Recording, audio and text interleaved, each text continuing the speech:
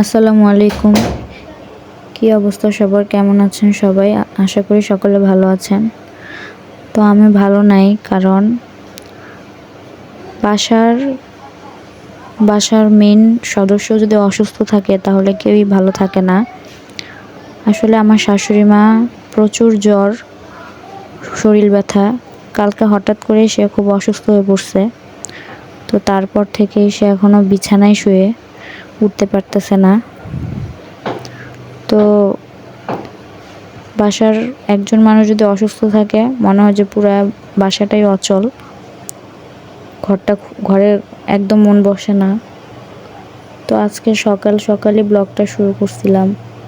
ঘুম থেকে উঠে এই তো আমার মনটা খারাপ, দেখতেই পারতেছেন। ঘুম থেকে উঠে আমি কাটাকাটি করে নিচ্ছিলাম, কারণ অসুস্থ থাকলে কি হবে, খাবার তো খেতে হবে। তো এই তো আমি কাটাকাটি করছিলাম রান্না বান্নার জন্য। তারপরেই তো আমি পেঁয়াজ, মরিচ, আলু এগুলো কেটে নিয়েছি। আজকে রান্না করব ছোট মাছ, গরুর মাংস আর সাথে ডাল। তো তারপর আমি রান্নাঘরে যাই। রান্নাঘরে যেয়ে ডালটা ধুয়ে বসিয়ে দিব। প্রথমে ডালটা একটু ভিজিয়ে রাখবো। তো এইখানে আমি ডালটা নামিয়ে নিচ্ছিলাম বক্স থেকে।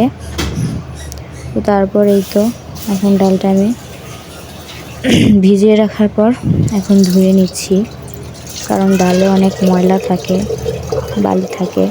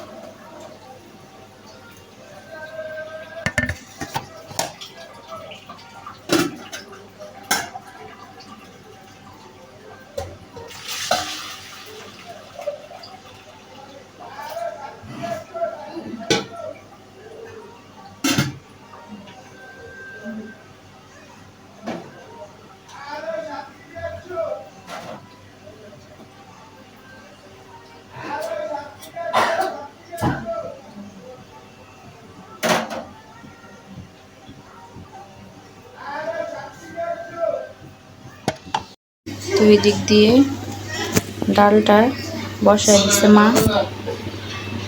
তো ডালটা ফ্রাই হয়ে গেছে। আর এই যে এখানে তারপর রান্নাবান্না শেষ করার পর আমি ঘরটা গুছাই নিতেছিলাম। মা এক রুমে শুয়েছিল, জায়ানের বাবা এক রুমে শুয়েছিল। জায়ানের বাবা অনেক অসুস্থ, তারও অনেক জ্বর। তো দুজন মানুষ ঘরে অসুস্থ। আমি একা একাই সব কাজ করতেছিলাম, নিজে আমি ঘরটা গুছাইতেছিলাম। আজকে কোনো রকম বিছানার চাদরগুলো উঠাইয়া ঝাড়ু দিছি, ঘরটা ঝাড়ু দিছি, ঘরটা মুছা আমি গোসল করে ফেলছি। আজকে আর বেশি কোনো কাজ করি নাই। তো এইখানে তাড়াতাড়ি করে আমি ঘরটা গুছাই ফেলতেছিলাম।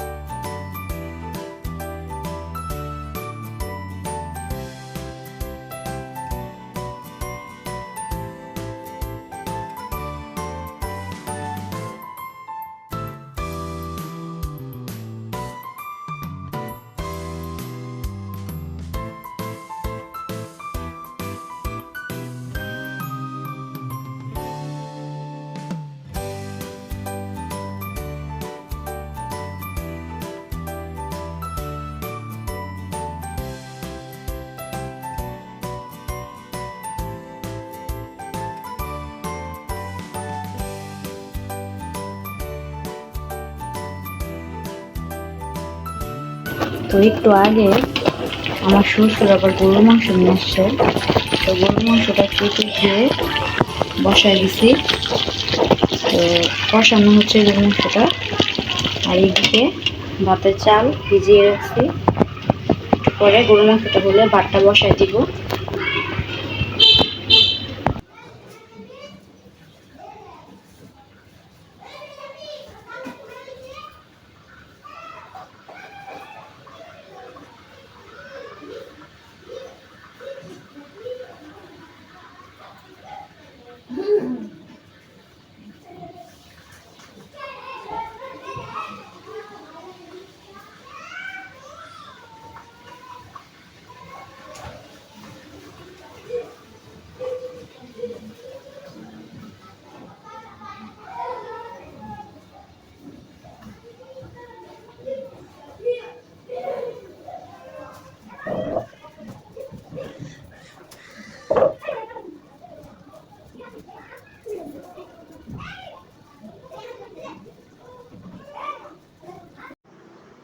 তো এদিকে আজকে রান্না করা হয়েছিল সাদা ভাত, তারপর রান্না করা হয়েছিল ছোট মাছ, আমি সেটাই দেখাচ্ছিলাম। এটা পেঁয়াজ আর মরিচ দিয়ে হালকা পোড়া পোড়া করা হয়েছিল। তারপরে এখানে যে বাবা গরুর মাংস নিয়ে আসছিল, তো আজকে ছোট মাছ আর ডালি রান্না করছিলাম, কিন্তু পরে আবার আমার শ্বশুর গরুর মাংস নিয়ে আসছিল, তো সেটা আবার পরে রান্না করা হয়। আর এখানে আম দিয়ে ডাল রান্না করা হয়েছিল। তো আজকের মতো ভিডিওটা এখানেই শেষ করছি। আল্লাহ হাফেজ।